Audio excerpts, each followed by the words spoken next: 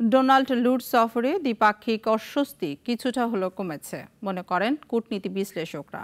তারা বলছেন, বর্তমান বিশ্ব পরিস্থিতি নতুন করে ভাবিয়ে তুলেছে যুক্তরাষ্ট্রকে, তাই ঢাকার সঙ্গে সম্পর্ক মধুর করতে চায় ওয়াশিংটন। এখন বাংলাদেশকে নিজেদের হিস্সা আদায়ে তৎপর হওয়ার তাগিদ দিচ্ছেন তারা। আব্দুল্লাহ শাফির প্রতিবেদন। দ্বাদশ জাতীয় সংসদ নির্বাচনে যুক্তরাষ্ট্রের তৎপরতা ঘিরে বাংলাদেশের রাজনৈতিক মহল, এমনকি সাধারণ মানুষের মধ্যেও আগ্রহ ছিল ব্যাপক। নির্বাচন হয়ে গেল, সবকিছুই চলছে ঠিকঠাক। অর্থনীতি বাদে রাজনীতির দৃশ্যমান পরিস্থিতিও যে কোনো সময়ের চেয়ে স্থিতিশীল।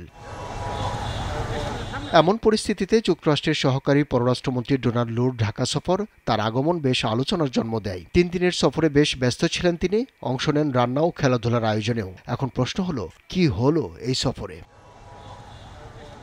রাজনীতি ও কূটনীতি বিশ্লেষকরা মনে করেন, রুটিন সফরে যুক্তরাষ্ট্র তার স্বার্থ রক্ষায় যা করার তাই করেছে।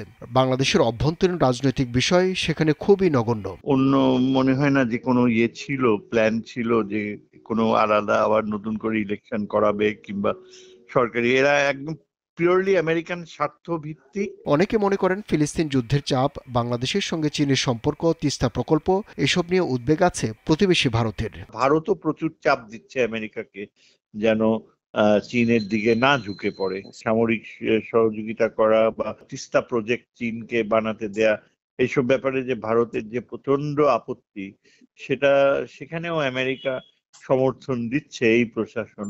বিশ্লেষকদের মতে, সরকারি অনুষ্ঠান ছাড়াও যেসব কর্মসূচিতে ডোনাল্ড লু হাসি মুখে হাজির হয়েছেন, তা বাংলাদেশের মানুষের এতদিনকার ধারণাকে পাশ কাটানোর কৌশল। তাদের ধারণা যে ইলেকশনের আগে একটা আমাদের দুই দেশের মধ্যে একটু সৃষ্টি হয়েছিল, অস্বস্তি সৃষ্টি হয়েছিল সম্পর্কে, এবং সেখানে তারা সেই জন্য রিবিল্ড ট্রাস্ট, এইটা হলো তাদের উদ্দেশ্য এবারের এই সফর। এই বিশ্লেষক মনে করেন, সফর আরও হবে। এখন বাংলাদেশ কিভাবে নিজেদের অবস্থান শক্ত করবে সেটাই দেখার বিষয়।